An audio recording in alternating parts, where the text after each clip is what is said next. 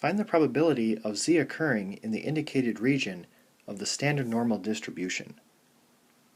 So the probability that z occurs in the shaded region is actually equivalent to the area of the shaded region.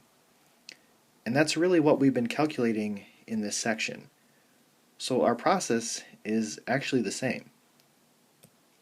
We want to do normal CDF of -1 to 1, which is 0.6827. On 28, our leftmost number is 1.28, and our rightmost number is positive infinity.